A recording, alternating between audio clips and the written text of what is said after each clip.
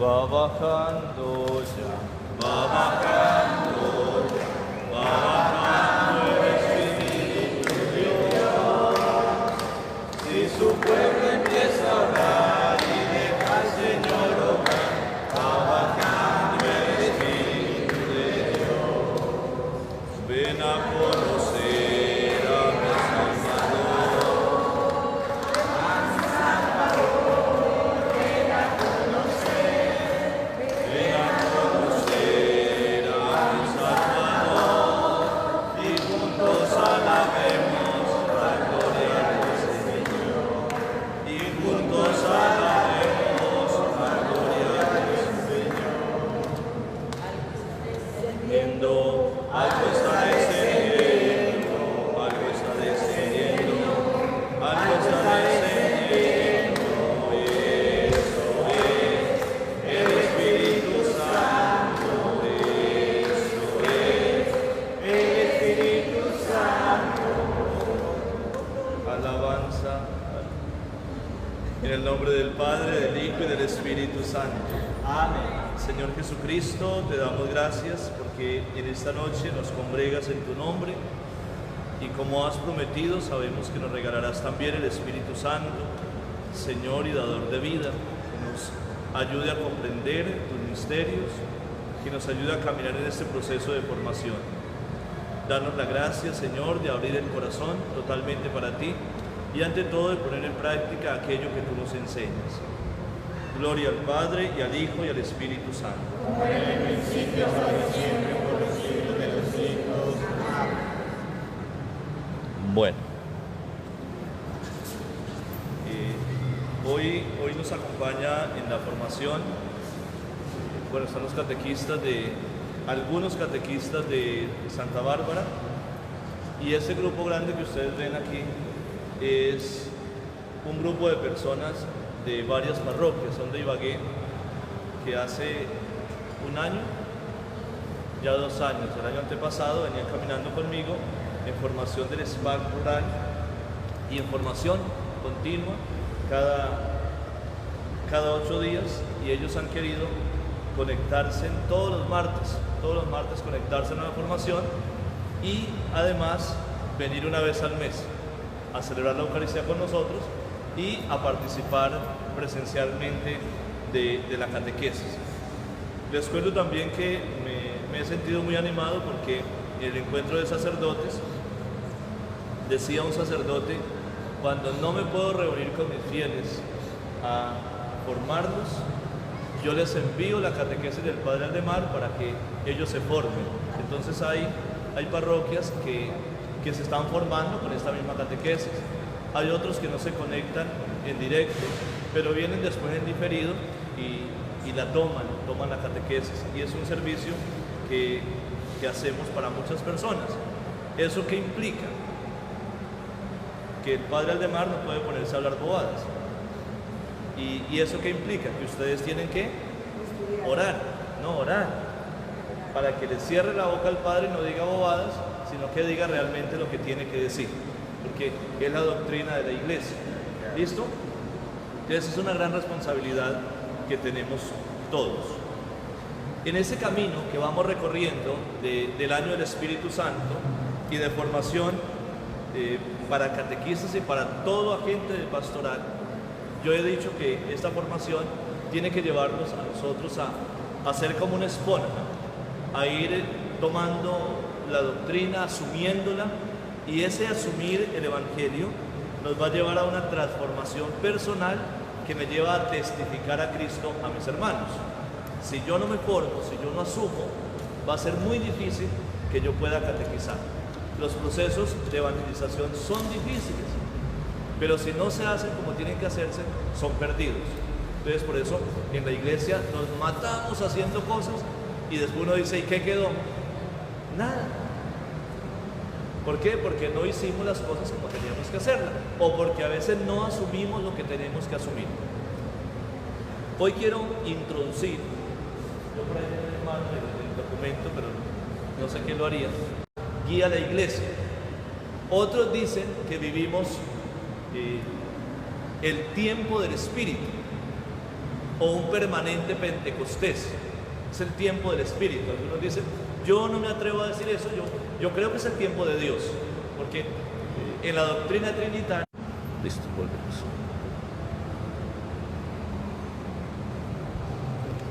Bueno, ustedes están pendientes ahí.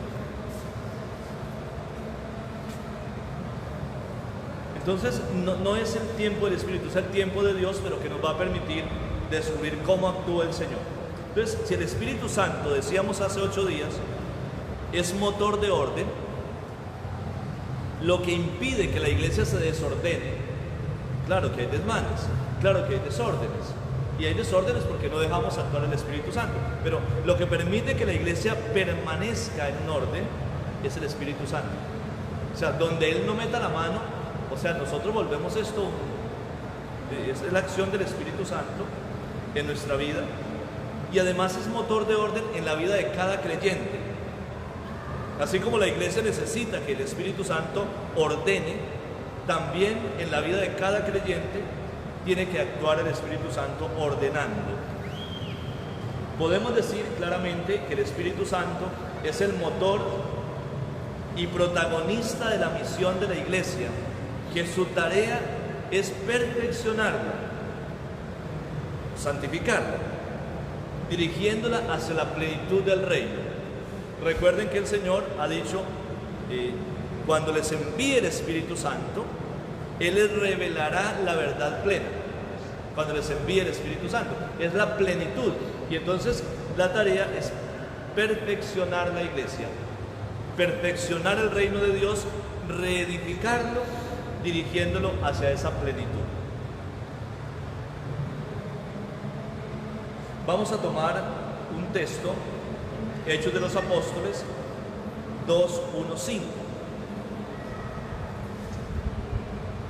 Si alguien lee duro, puede venir hasta aquí y leerlo. Hechos de los Apóstoles 2:1-5. Venga Pedro, que se está que viene. Ahí está el texto.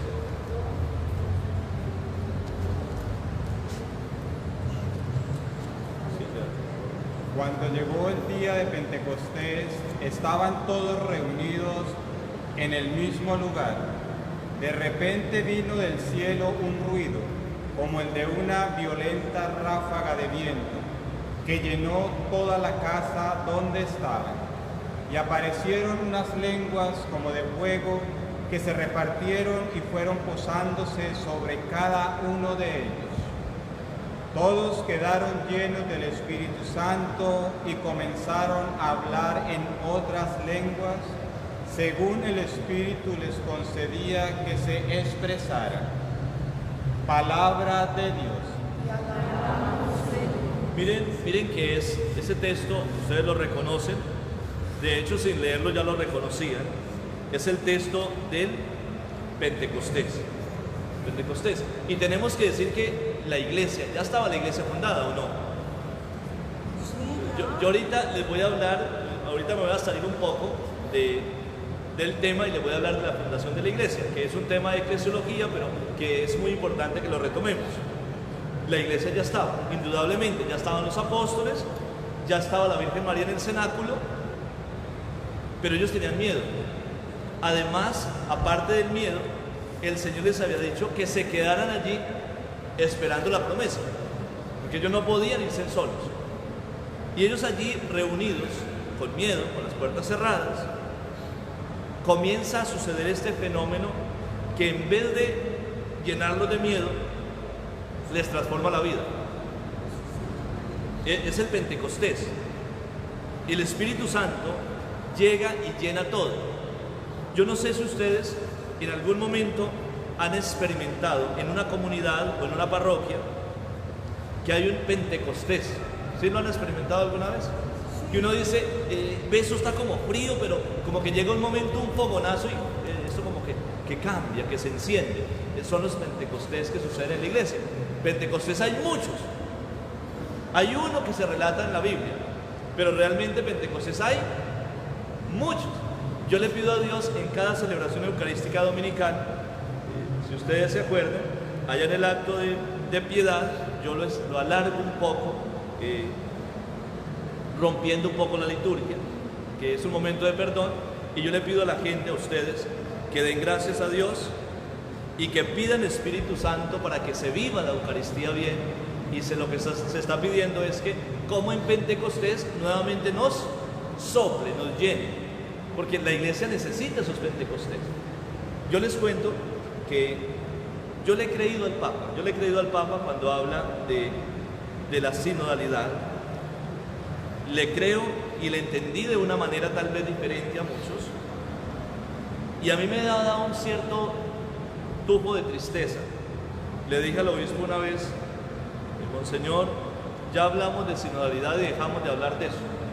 Ahora vamos a hablar de esto y de qué hablaremos después. Y yo lo hice en ese tono de sarcasmo que tengo yo, que ustedes lo conocen. Pero a mí me dio mucha alegría cuando volvió el documento y nos vuelve a hablar de sinodalidad, es decir, el tema no ha pasado, el tema está allí. Y ese es un Pentecostés. Yo quiero que ustedes entiendan que esto de la sinodalidad es un Pentecostés. Es un soplo del Espíritu que tenemos que acoger con obediencia en el Espíritu. Solamente desde el Espíritu Santo podremos entender esta efusión que está sucediendo en la iglesia hoy. Solamente desde allí. Sí. Es que nosotros como iglesia, ¿no? Nosotros al comienzo veníamos a la Santa Eucaristía, pero como entrábamos, volvíamos y salíamos. Ya cuando tuvimos ese caminar en Cristo, leer la palabra, conocer a Cristo, sentir esa unción, encontrarse con ese Espíritu Santo, ese fuego de amor, ya para uno la Santa Eucaristía cambia y empieza uno a caminar, a formarse más y a evangelizar, a enamorarse más de Dios. Es cuando tienes encuentro con el Espíritu Santo, que lo siente uno aquí en el corazón para caminar en Cristo. Y eso es lo que necesita la iglesia, y para eso el Señor quiere que nosotros nos formemos para llevarle la palabra a los demás, para que también sientan lo que nosotros sentimos, para que valoren la Santa Eucaristía, no se aburran como nos pasaba a nosotros antes, sino que ahorita vivimos la Santa Eucaristía. Fíjense que Pedro está tomando Eucaristía, Espíritu Santo, encuentro con el Espíritu, encuentro con la Eucaristía, está revolviendo unas cosas que uno dice: ¿al fin qué?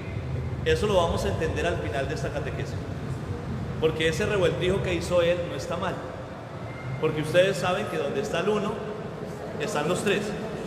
Nosotros que somos trinitarios, que creemos en Dios Trinidad, tenemos que entender que cuando hablamos del uno, realmente estamos hablando de los tres. Listo, no podemos dividirlo, pero tampoco podemos meterlo en uno solo y decir es uno. No, sí es uno, pero diverso. ¿Listo? Entonces, quiero que entiendan y que entendamos que esto de la sinodalidad es un Pentecostés. Yo lo veo así. Un Pentecostés muy peligroso si nosotros lo leemos caprichosamente. Pero si nosotros lo leemos en el Espíritu Santo, es un Pentecostés hermosísimo. Es lo mismo, mire, dele la Biblia a una persona y dígale, interprétela como usted quiera, eso es peligroso. Pero digámosle, leamos la palabra de Dios en el espíritu de la iglesia y eso es maravilloso. ¿Qué pasó? Era para que se despertara. En ese momento entonces vamos a orientar la catequesis. Ustedes dicen hasta ahora, porque yo estaba introduciendo.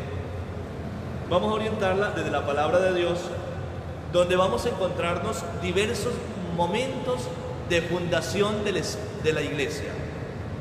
Yo digo diversos momentos porque cuando Jesús funda la iglesia, no dice en este momento va a fundar la iglesia. Mire, la iglesia se funda cuando Jesús llama a los apóstoles. La iglesia se funda en la última cena. La iglesia se funda en el mandato misionero. La iglesia se funda en la entrega del Espíritu Santo en la cruz. La iglesia se funda en Pentecostés. Entonces, ¿dónde se funda? En diversos momentos el Señor está fundando la iglesia. No podemos decir es aquí solamente, sino que hay muchos momentos de esa fundación de la iglesia. Listo, vamos a irnos a unas referencias bíblicas puntuales. Yo solamente he traído creo que 3 textos Mateo 28, 19, que no es necesario leerlo ni buscarlo, ustedes se lo saben de memoria. Le dijo a sus discípulos, ¿qué les dijo? Vayan por todo el mundo y hagan a todos los pueblos mis discípulos, bautizándolos en el nombre del Padre, del Hijo y del Espíritu Santo, y enseñándoles lo que yo les he mandado. Entonces, si ustedes miran el texto, yo creo que lo dije casi de memoria literal, y ustedes ya también lo pueden hacer de la misma manera. No se puede perder ese texto. Ese texto tiene que ser metido en la mente y metido en el corazón. Cuando ustedes planeen una actividad pastoral, tienen que tener en cuenta ese texto. Cuando ustedes vayan a hacer algo en la iglesia, tienen que tener en cuenta ese texto, para que no resulten haciendo lo que ustedes creen que tienen que hacer. Uno tiene que hacer lo que le mandaron a hacer. ¿Y qué es? Mateo 28, 19 y siguientes.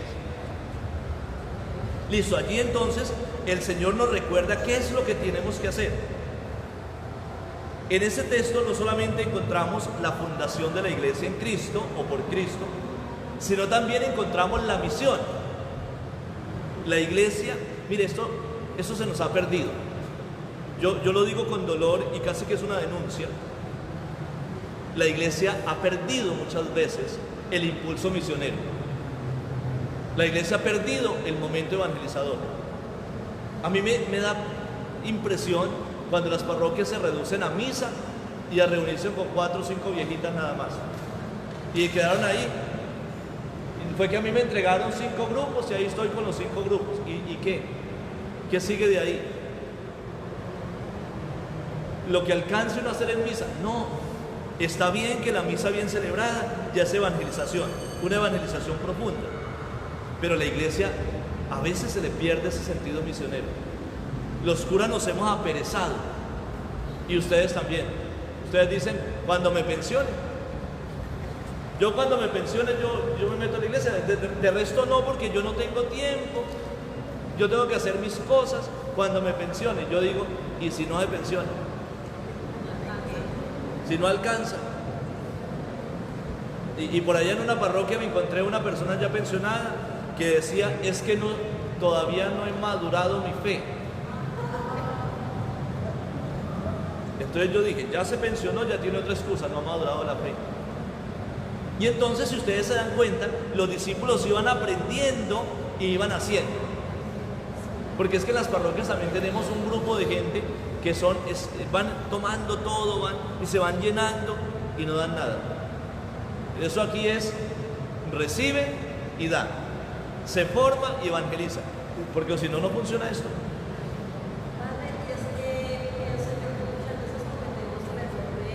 Pensar en que primero me tengo que formar.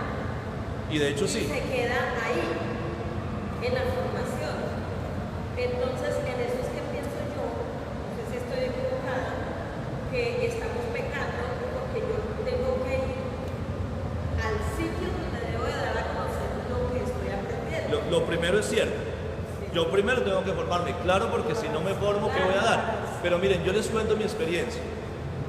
Cuando yo voy a formación, y la formación me gusta, porque no siempre la formación me gusta, y yo veo algo, mientras a mí me están hablando allá, yo me estoy imaginando cómo hago yo para darle esto a mis fieles.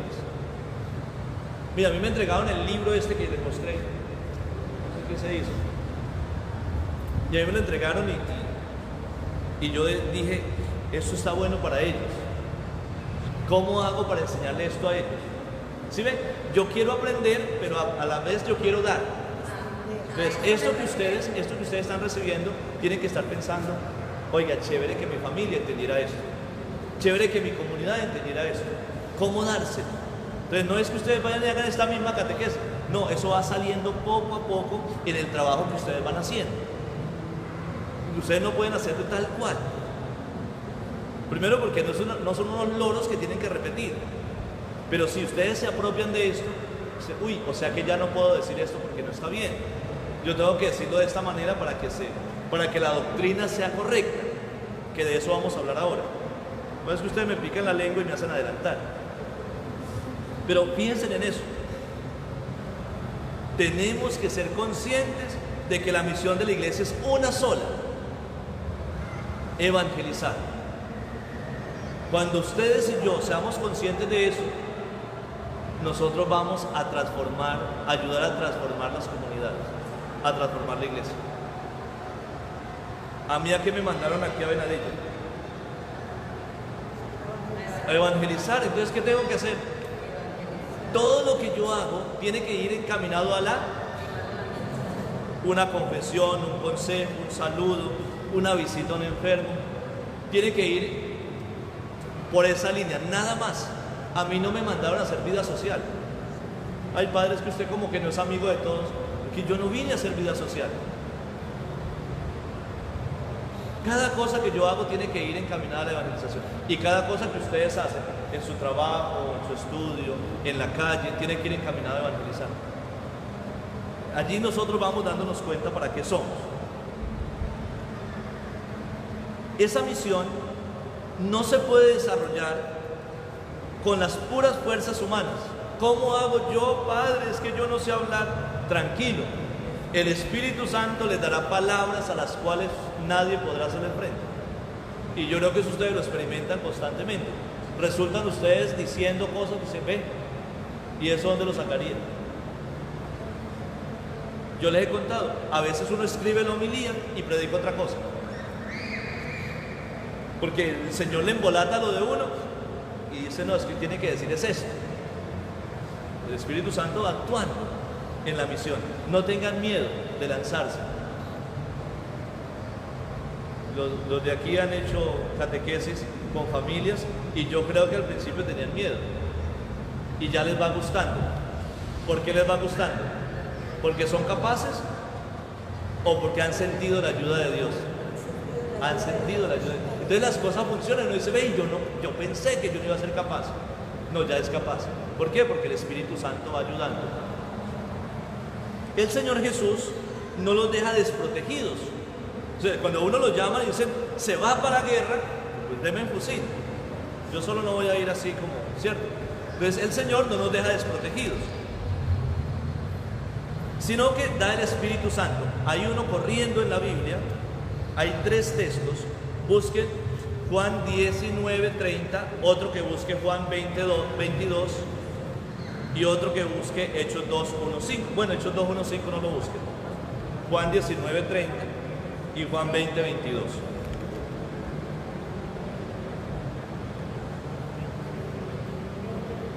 Vamos a leer primero Juan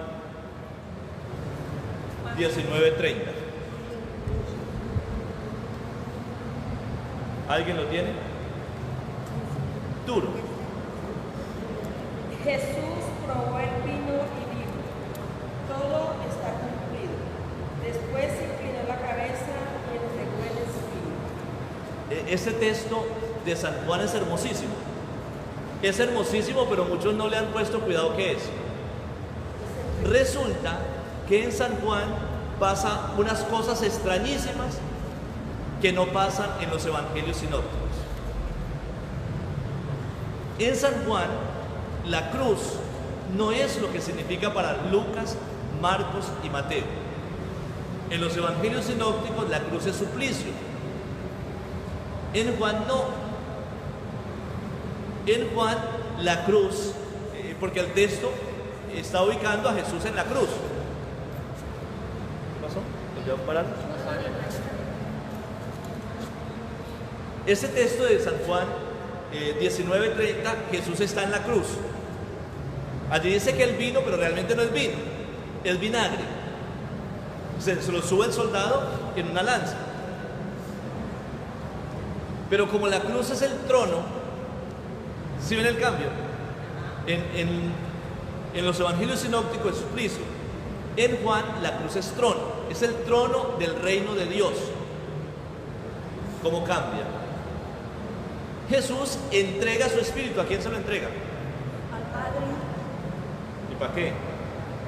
¿Y para qué al Padre? Lo entrega a la iglesia. El Pentecostés en Juan es este. O búsqueme en un Pentecostés en Juan. El Pentecostés de los sinópticos está en Hechos de los Apóstoles, con el texto que comenzamos. ¿De qué evangelio me está hablando usted? De las palabras Sí, sí, ¿de qué evangelio? Usted me está hablando de los sinópticos. Yo estoy hablando de Juan. ¿Sí ven? Aquí tenemos que cambiar. El Pentecostés joánico está hecho en la cruz. Mire, algo muy bonito. No se me confundan porque la señora me trae textos de los sinópticos. Son diferentes. En los sinópticos, la iglesia se queda 50 días sola, esperando el Espíritu Santo. En Juan no. En Juan la iglesia no está sola. La iglesia, Cristo muere, pero al morir Cristo les entrega el Espíritu. Ellos no esperan ningún Pentecostés. Si no lo sabían, sepan. El Evangelio de Juan es maravilloso. Por eso es el Evangelio teológico. El Espíritu Santo es dado por Jesús a sus discípulos, porque Él formó una comunidad de amor y sabía que solos no podían, entonces al morir no los deja solos, les entrega el Espíritu y entregó su Espíritu. Y entonces se quedan pensando en el Padre. No, el Padre no necesitaba el Espíritu porque el Espíritu ya estaba con Él. Somos nosotros los que necesitamos el Espíritu y lo está entregando. Mire, leer a San Juan es maravilloso con todos los signos que encuentra uno en San Juan, despegándose de los textos sinópticos, porque si ustedes no se despegan, ustedes los van a trocar. ¿Listo? En Juan 20:22, ¿quién lo tiene? Duro, Joana. Dicho esto, sopló sobre ellos y les dijo: reciban el Espíritu Santo. Siga por otro poquito. A quienes descarguen de sus pecados serán liberados, y a quienes se los retengan les serán retenidos. Mire, esto es maravilloso. Juan, volvemos a Juan. Está fundando la iglesia. Sacramento de la reconciliación. Todos los sacramentos son fundacionales de la iglesia. Y está dando el Espíritu Santo a los discípulos para que perdonen. Mire, no puede haber iglesia con muros. De lo más maravilloso que dijo el Papa hace 10 años, más, ¿cuántos lleva?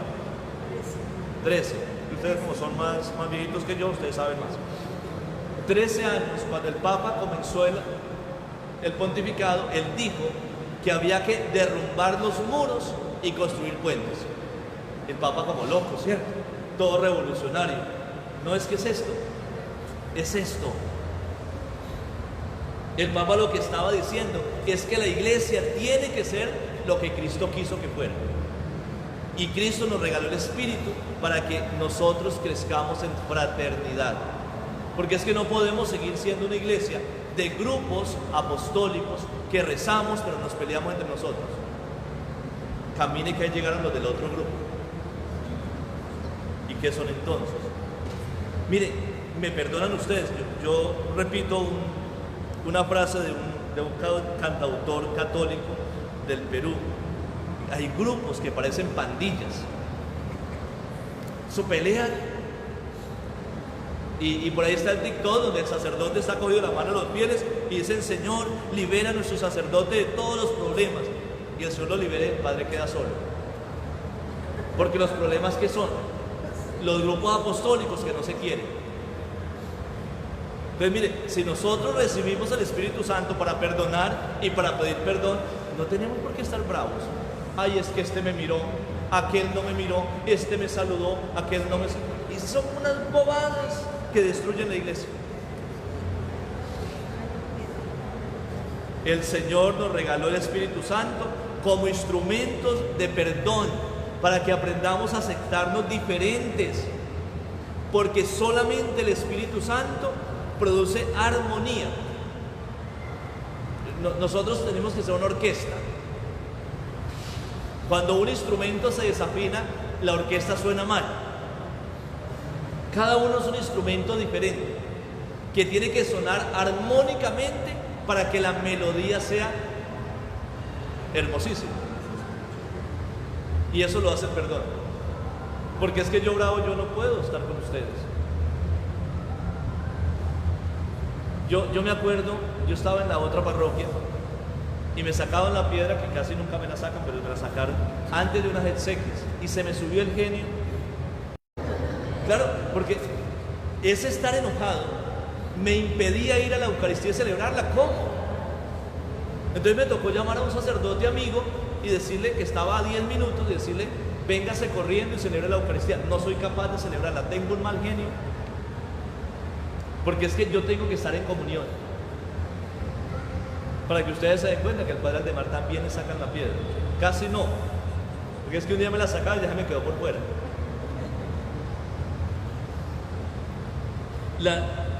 El Espíritu Santo es de armonía. Es el que hace que desaparezcan los muros que nos dividen. Mire, si todavía hay estructuras que separan a los fieles, es que si lo digo como lo estoy pensando, los escandalizo. Eso no es obra de Dios, para que suene más bonito. Yo creo que el demonio está actuando en la iglesia, en esas estructuras antiguas, envejecidas. Y muchos en la iglesia son instrumentos del enemigo y no instrumentos de Dios. Traté de adornarlo lo mejor posible para no decirlo como lo tenía en la cabeza.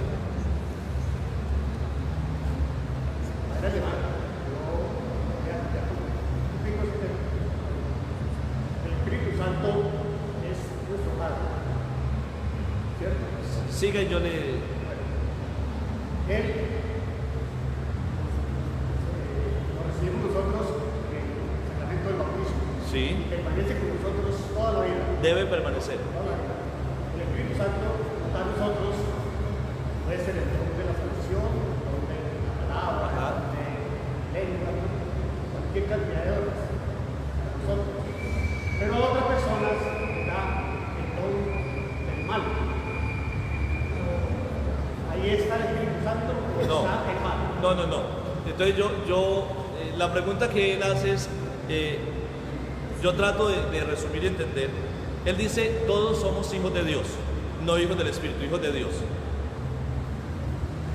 Por el Espíritu, en Cristo por el Espíritu.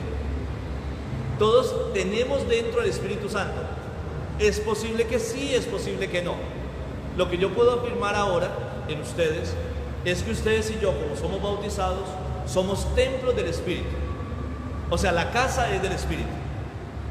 Lo que no sé si está ahí o no está ahí. Porque puede ser que la casa sea del dueño, pero yo expulso al dueño y me meto allí y lo invado. O meto a otro. Como cuando el papá tiene la casa y yo le digo, este tipo está ya muy viejo, mandémoslo al ancianato y más bien arrendamos la casa. Es posible que pase eso. El Espíritu Santo, dice él, con razón, porque está citando a San Pablo, nos regala cantidad de dones y carismas. Ahora, no son para mí, son para el pueblo, son transeúntes. El don viene de Dios, llega a mí y sale para allá. Como si hubiera un codo aquí en esta parte. ¿Listo? Todo lo que Dios me da es para ustedes. Lo que Dios les da a ustedes es para mí. Así de sencillo. ¿Listo? ¿Qué pasa con una persona bautizada que hace el mal? Bueno, que expulsó de su vida el templo del Espíritu Santo, expulsó al Espíritu y dejó entrar al Espíritu del mal. Mire, es que me hacen meter a otra cosa. El problema está en que el demonio no es un tipo negro, grande, con colas y cachos, sino que es el padre de la mentira. Es experto en engañar y me hace creer a mí que yo estoy lleno del Espíritu Santo y yo los puedo a ustedes hasta maltratar porque tengo la autoridad del Espíritu Santo, porque Él me está engañando diciéndome que está orando el Espíritu Santo allí, pero lo que está orando es el espíritu del mal. ¿Me dice entender? Listo. Entonces sigo. Me quedan 15 minutos.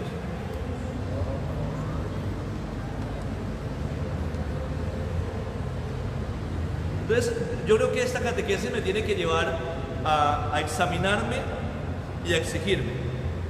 Yo hago parte de las estructuras caducas de la iglesia hago parte de las estructuras envejecidas de la iglesia, y el Papa es muy expresivo, y él dice que es una gran estupidez seguir haciendo lo mismo cuando no ha dado resultados.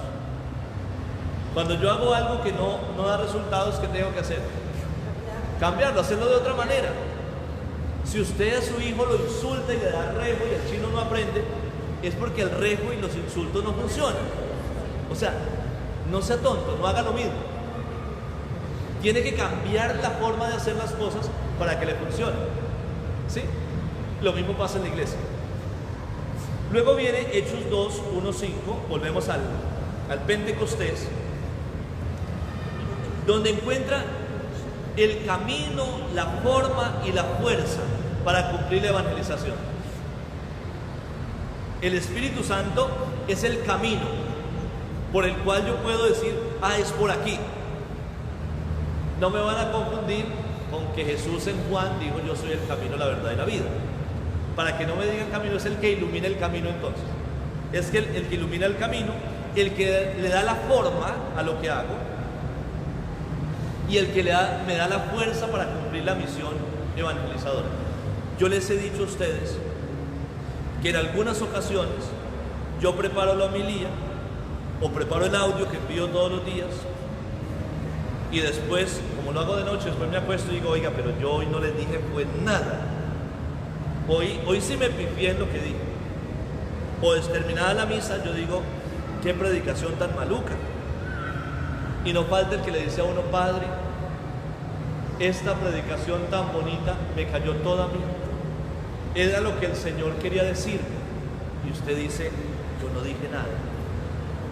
Yo no dije nada. ¿Qué pasó allí? Que Dios le dio forma a lo que yo hice, tal vez muy regular. Él le dio forma y lo hizo tan atractivo y tan fuerte para la persona que le tocó su corazón. Y eso me dice que no es obra mía, que es obra del Espíritu Santo. A mí me pasa constantemente. Tal vez ayer fue uno de esos días que yo dije, no dije nada.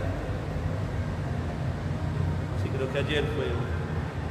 Después uno dice, yo debí haber dicho esto, pero no, ya se fue. Yo me voy a retornar al final del mandato misionero. ¿De qué texto es? Sin mirar.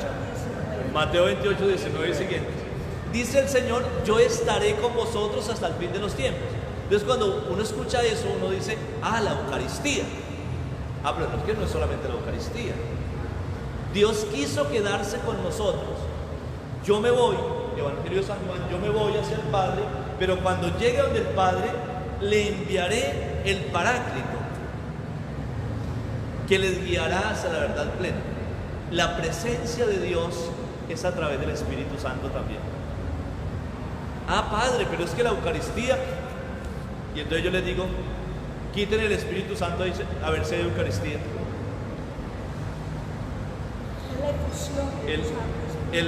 La Eucaristía es presencia del Espíritu. No, pero es que nos dijeron que era presencia del Hijo. Sí, es que es la presencia de los tres. Es algo, miren, no es algo mágico, pero es muy bonito que cuando el sacerdote impone las manos sobre el pan y el vino, desciende el Espíritu Santo. Que el sacerdote clama Espíritu Santo para los fieles y desciende el Espíritu Santo. Yo espero que lo sepan, que en la Eucaristía hay epíclesis. Epíclesis es la oración del Espíritu Santo. Epíclesis sobre el pan y el vino y epíclesis sobre la comunidad. ¿Sabían eso? En la Eucaristía el sacerdote consagra también al pueblo y hay efusión del Espíritu Santo. Lo que pasa es como la gente está chateando y está pensando en que la estufa quedó prendida, no se da cuenta. Sí. Porque yo pongo mucha atención sobre las palabras de la consagración y a veces veo que el sacerdote dice con la fuerza del Espíritu Santo, no con la efusión del Espíritu Santo. Bueno, miren que allí me está preguntando Miriam sobre las palabras epicléticas. Yo tuve una dificultad porque yo celebro misas por internet. Entonces una señora que es muy cercana a mí, de mucha confianza, me dijo: padre, la misa que usted me celebró ayer, yo me sentí robada. Yo, ¿qué pasó? Porque es que siempre se dice que con el poder del Espíritu Santo, y usted ayer dijo por la efusión del Espíritu. Y escuché yo decía la señora, escuché yo en un canal católico que tenía que ser la fórmula tal. Entonces hay unos grupos en la Iglesia Católica, bueno, entre comillas, porque ya no están en la Iglesia Católica, ya se han separado, pero dicen que son católicos, siguen ahí haciendo trabas, que dicen que tiene que ser esta plegaria. Entonces yo le envié a la señora una aplicación donde está todo el misal romano y le dije: señora, usted siempre está enseñada a que le celebran con la plegaria 2, que es la más cortica y el padre puede hacerla así y celebra misa rápido y se va para la otra. Yo ayer celebré con la segunda plegaria de reconciliación y le tomé foto al misal y se lo envié. Ay, padre, qué pena. Ese es el problema. Si usted mira, las 12 plegarias más las 4 otras son 16 formas. Pero como los padres siempre nos celebran con una, nosotros no sabemos más. El rocío de tu espíritu. ¿Es el mismo? La efusión, el rocío, el poder, ¿es lo mismo? ¿Sí? El sacerdote recibe el Espíritu Santo en la unción, como es ungido, que se da en el momento de su ordenación, Sí. o en el momento de su vida espiritual. No lo entendí. Digo de otra manera, cuando un sacerdote es ungido por el Señor, es en el momento de su ordenación o es a través de su vida espiritual. Ah, bueno. Él me pregunta si el sacerdote recibe la fuerza del Espíritu Santo en su ordenación o en su vida espiritual. Y yo le digo en las dos. A ver, ¿qué pasa? Eso es muy importante, porque ustedes me están ampliando la catequesis, pero es muy importante porque los va a ayudar a entender a ustedes la vida de la iglesia. Yo he recibido la unción en el bautismo al igual que ustedes, y por eso tengo la mayor dignidad cristiana, como ustedes. ¿Cuál es la mayor dignidad? Ser hijo de Dios. Todos somos hijos de Dios, hemos sido ungidos por el Espíritu Santo, templos del Espíritu Santo. Ah, no, es que ser sacerdote es más grande que ser... No, lo más grande es ser hijo de Dios. ¿Listo? La segunda unción que tengo, la tienen la mayoría de ustedes, creo yo, la confirmación. Fuimos ungidos por el Espíritu Santo. Y la tercera, que yo tengo que ustedes no tienen, es la unción del sacerdocio sacramental. Ustedes tienen Espíritu Santo, yo también. La tercera unción me diferencia de ustedes en la misión y el carisma, porque ustedes son cuerpo de Cristo y yo soy cabeza. Si ustedes son mis fieles, ustedes son de aquí para abajo. Si ustedes me quitan y dicen no queremos más el sacerdote, es un cuerpo sin cabeza. Yo hago presente a Cristo cabeza y ustedes hacen presente a Cristo cuerpo. Entonces, quiten la cabeza y el cuerpo, ¿para qué queda sirviendo? Para nada. Quiten la cabeza, quítenle el cuerpo a la cabeza y ¿para qué queda sirviendo la cabeza? Entonces, tenemos que entendernos que somos unidos. Es un solo Cristo. Un solo Cristo. Ahora, hablamos de la vida espiritual. La vida espiritual del sacerdote lo ayuda a vivir una espiritualidad más plena en unidad con Dios. Debe ser más unido a Cristo él que los demás. ¿Quién tiene el privilegio de tener a Cristo en su casa? La Eucaristía. El sacerdote. ¿Quién tiene el privilegio de estar 24 horas en función de Cristo? el sacerdote, debiera ser más espiritual. Ahora, si el sacerdote es el menos espiritual, el más pecador, incluso está en pecado mortal, ¿funciona la gracia en la iglesia? Claro que sí, funciona. Entonces les estoy diciendo, hermanos, no discriminen las celebraciones, los sacramentos, por la persona en la cual se hace presente Cristo. Ese Cristo es tan humilde que se mete en cualquier sacerdote tal y como esté. ¿Queda claro? Ahora, mi espiritualidad ayuda a la espiritualidad de ustedes. Claro, ustedes lo notan. Si yo no soy de un templo espiritual, ustedes vienen a misa y se dan cuenta que el Padre es tan frío. Pero si es espiritual, ustedes dicen, qué chévere, cómo vivimos la Eucaristía. Yo les permito a ustedes, de alguna manera, les facilito que la Eucaristía, que los sacramentos, que la evangelización fluyan por la espiritualidad. Entonces, ¿soy un obstáculo o soy alguien que facilita? ¿Listo? Voy a tratar de terminar. Entonces, la presencia de Dios hasta el fin de los tiempos es a través del Espíritu Santo, que hace posible la Eucaristía, que hace posible los dones y carismas, y que hace posible la realización sacramental. Incluso el Espíritu Santo hace posible el estado jerárquico de la iglesia. Eso que a mucha gente no le gusta. Que hablen de jerarquía, no, eso es mandado a recoger, porque lo han malinterpretado. De eso hablaremos. ¿Voy bien o no?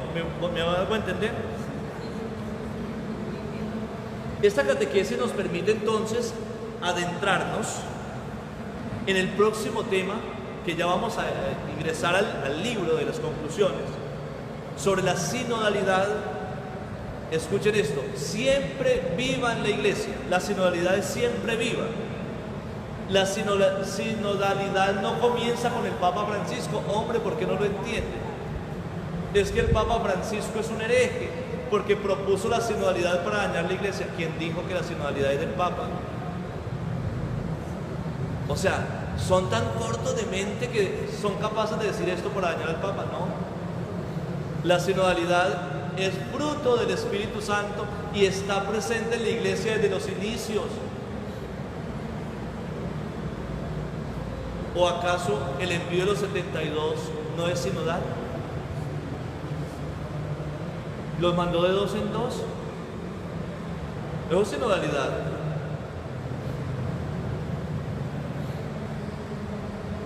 Y quiero que ustedes comprendan algo que ya los que me han escuchado más antes lo saben.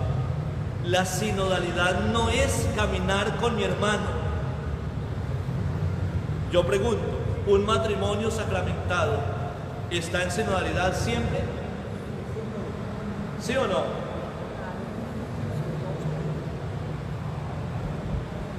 Si mandamos a 2 hermanitas a que hagan un trabajo, ¿ya ellas son sinodales por el hecho de ir juntas? No, no. La sinodalidad es caminar entre 3. La sinodalidad es yo camino con mi hermano de la mano de Cristo en el Espíritu. Porque si Cristo no está presente en el matrimonio, ese matrimonio coge para otro lado.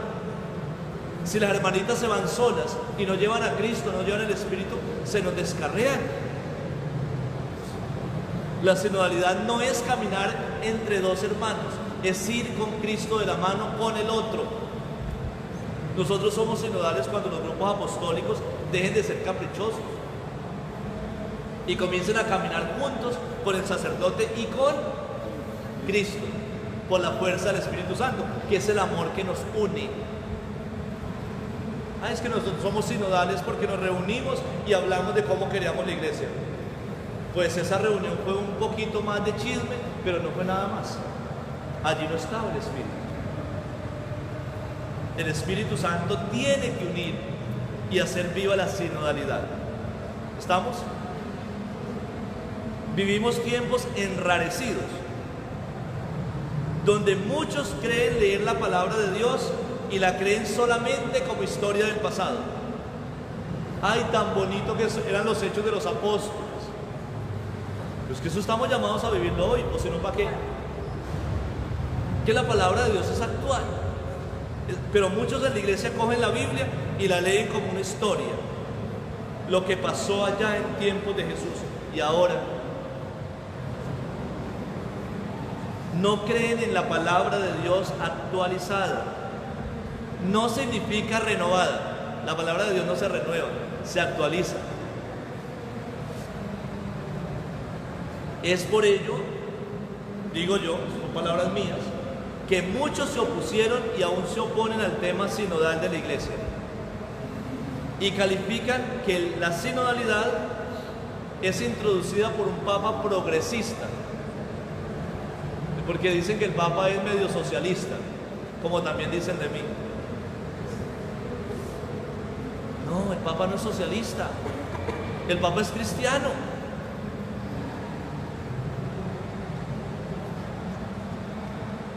Miren, yo escuchaba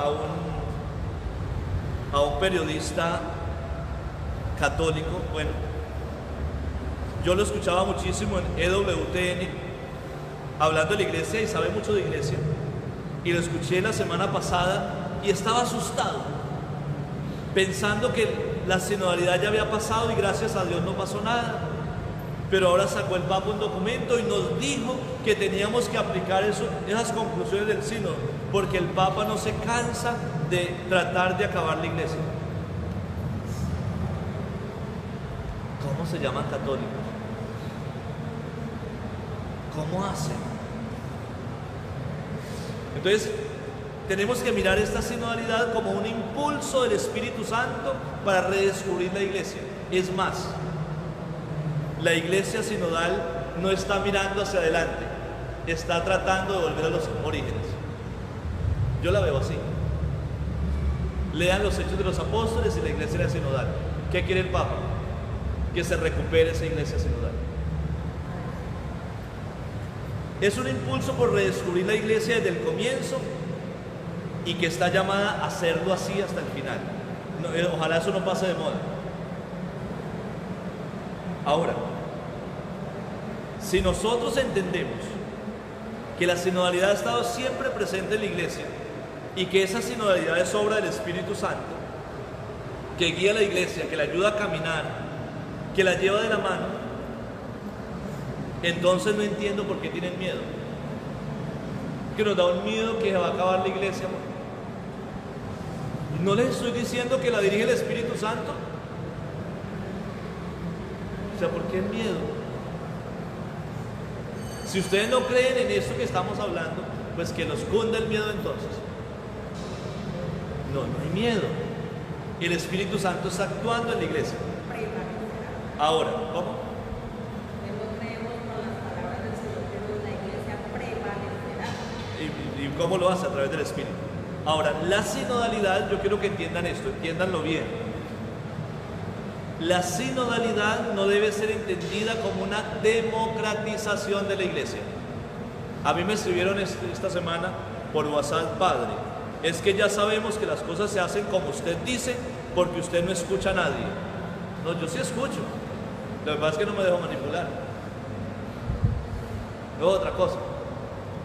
Ustedes pueden decirme a mí muchas cosas. Ustedes pueden proponerme muchas cosas. Me pueden proponer que mañana celebre con el altar en la puerta. Yo los escucho. ¿Pero tengo que hacerles caso? No. Miren, yo les cuento la experiencia. Cuando estábamos en el consejo presbiteral con el obispo, o consejo de pastoral, el obispo es muy sincero y en su jocosidad nos dice cosas muy ciertas. Él dice: voten corriente. Voten corriente sobre este tema, yo los escucho. Al fin de cuentas, ustedes son consultivos.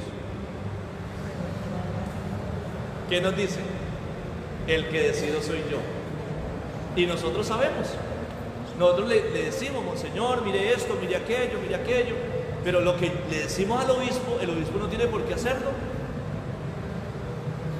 Porque hay una jerarquía. La iglesia no es democrática. Vamos a votar entre todos si más bien en lugar de celebrar misa dominical la celebramos los sábados. Y entonces todos alzan la mano, no, que se acabe la misa dominical y seguimos celebrando los sábados. ¿Lo hacemos? No, eso es democracia. La iglesia no es democrática, entiendan eso. La sinodalidad no significa que todo lo que yo diga se tiene que hacer así. ¿Y por qué no? Porque a la escucha le sigue el discernimiento. Y el discernimiento es obra del Espíritu Santo. Y Dios encomienda el discernimiento a los ministros. Y ustedes me dicen todo, yo anoto aquí que ya no quieren que sea la misa dominical sino el sábado, que no quieren, yo lo anoto. Y luego miro y digo, esto no, esto va en contra de la doctrina, esto tampoco, esto no conviene, esto sí, esto es muy importante, y lo hacemos. Porque a la escucha, al diálogo, sigue el discernimiento. Entonces no me digan, padre, es que lo que le decimos usted no lo hace. Sí, a veces no. Si yo hago todo lo que ustedes dicen, yo sería una marioneta. Yo imaginé que usted me dice una cosa, yo le obedezco, pero luego viene el otro, me dice otro, le obedezco. Eso es por un zafarrancho. De la iglesia no es democrática, entendamos eso. ¿Queda claro? No es que el padre sea autoritario, no. O ustedes con sus hijos no hacen lo mismo. Ustedes sientan a sus hijos y les dicen, vean, esta semana qué vamos a hacer. Entonces el uno dice esto y dice, ¿quién toma la decisión? El papá y la mamá hacen un discernimiento y dicen, mira, lo que más nos conviene hacer esto. ¿Listo? Ya casi termino porque Joana me está mirando mal. La sinodalidad no puede entenderse entonces como una manipulación. La sinodalidad requiere que el Espíritu Santo nos ayude en oración, porque no se trata de un diálogo a la loca. Nosotros aquí vamos a dialogar sobre la vida pastoral. Entonces cada uno decide, no, venga, oremos, pidamos Espíritu Santo para que las propuestas que hagamos no sean tonterías. ¿Qué tiene? La raíz está allá. Si oramos al Espíritu, Él puede darnos las luces. Yo les he dicho, muchas cosas pastorales que yo hago no salen de mí, me llegan a través de los laicos. Es que sí le obedezco no al laico, le obedezco a Dios que me habla a través del laico, de un laico sensato que ama a la iglesia. A la escucha y a la oración, la escucha y el discernimiento sigue la participación y la comunión. Yo me acuerdo, yo estaba en Boquerón cuando comenzamos a hacer las asambleas sinodales y entonces yo preguntaba, ¿cómo sueñan ustedes la iglesia?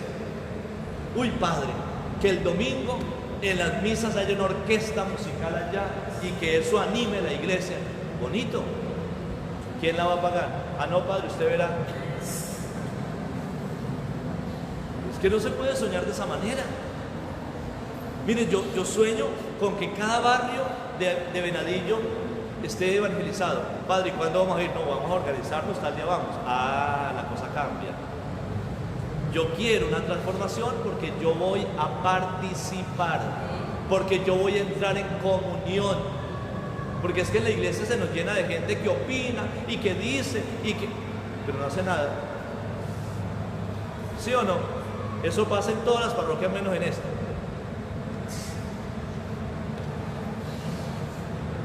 El Espíritu Santo nos llama no a estar sentados juntos opinando sobre un tema, sino que el Espíritu Santo nos llama a vivir una unión espiritual que nos lleve a abandonar los egoísmos, los caprichos y a buscar el bien de todos, la salvación de las almas y la gloria de Dios. Eso es sinodalidad. Si no lo entendían, entiendan. Lo que proponemos y lo que decide la iglesia como maestra, lo asumimos con obediencia reverencial y lo ponemos en práctica en la comunión y en la participación misionera. O si no, esto no sirve. Entonces, ¿la sinodalidad es buena o es mala? Buenísima. Es nuestro deber leer el documento.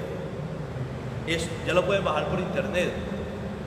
hay PDF, las conclusiones, lo leen. Estudiarlo muy a fondo, con espíritu de fe y de obediencia, asumiendo el documento con la rigurosidad de la doctrina cristiana. Eso hay que leerlo, pero diciendo, mire, esto está de acuerdo con la doctrina, con un ímpetu pastoral y con un celo apostólico. Hay que leerlo con rigurosidad de doctrina, con ímpetu pastoral y con celo apostólico. El peligro no está en el documento, el peligro no está en la sinodalidad, el peligro está en la forma caprichosa como queremos entender la iglesia. No me digan que el Papa es malo, que el documento es malo. No, el malo soy yo, que quiero aprovecharme de esto para torcer la iglesia y hacerlo según mis caprichos. ¿O no? Claro, porque los laicos dijeron, no, ahora sí nos van a escuchar, ahora sí vamos a destruir esto y ahora sí vamos a bajar el padre de allá y vamos a tomar el poder. Dejen de ser caprichosos. No sé eso. Eso no es, y muchos laicos lo entendieron así. Hay laicos que lo mandan a uno como si fuera uno el hijo de ellos. O porque como la iglesia es sinodal. Yo les digo, sí, la iglesia es sinodal, pero yo no soy bobo. Así de sencillo. La iglesia, el problema no está en la sinodalidad, el problema está en los caprichos de algunos que quieren destruir la iglesia. ¿Listo? Para que se pregunten, yo había colocado allí que es bueno que cada uno piense en qué momento ha participado en un proceso sinodal auténtico. No en un grupito de charlas donde comemos y hablamos, no. En un proceso sinodal donde fluye el Espíritu. Piensen si alguna vez ustedes han participado. No estoy hablando del proceso que comenzó el Papa hace 4 años. Estoy hablando de mucho antes, incluso que usted se reunió y ayudó a programar la pastoral y que ayudó a proponer la misión. Y usted dice, uy, esto era sinodalidad. Piensen, y ojalá que den testimonio de eso, donde uno ha experimentado la presencia del Espíritu Santo en los procesos. Una segunda pregunta muy importante que podemos hacernos es qué visión teníamos de la sinodalidad antes y qué visión tengo ahora.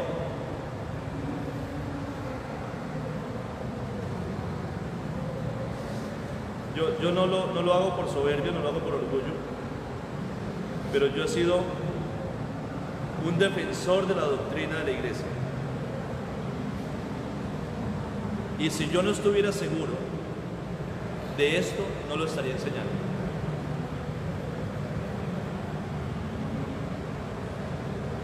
Hice una tercera pregunta porque hoy aparecen muchos diciendo que son católicos, hablando en las redes sociales. ¿Qué miedos y qué esperanzas vivo hoy frente al proceso sinodal? ¿Qué miedos? Claro, también hay miedos. Cuando uno escucha a los obispos alemanes desfachatados y caprichosos, hay miedos. Cuando uno escucha a algunos laicos o algunos sacerdotes diciendo bobadas, da miedo. Pero ¿qué esperanzas tienen?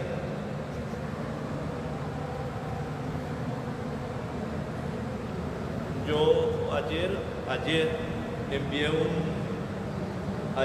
un video explicando las misas gregorianas. Y ustedes dirán, ¿por qué lo explicó así? Porque hubo laicos que me dijeron, hable de esto, padre, que un padre está haciendo esto. Era un abuso. Entonces, no crean que yo en mis catequesis le ando duro a los laicos. Los curas también sufren conmigo. Los que están haciendo las cosas mal. Porque es que se trata de enderezarnos todos. Se trata de ser evangélicos todos. No protestantes. Es asumir el evangelio de tal forma que la iglesia prospere. Es que nosotros hacemos unos esfuerzos por dañar lo que Dios ha hecho. Entonces, como siempre termino diciendo, la meta es Dios mismo, es la gloria de Dios, pero el camino es soñar y soñar una iglesia nueva, renovada en el Espíritu Santo. ¿Algo por decir? ¿O nos fuimos? Dios te salve María, llena eres de gracia, el Señor es contigo, bendita eres entre todas las mujeres, y bendito el fruto de tu vientre Jesús. Santa María,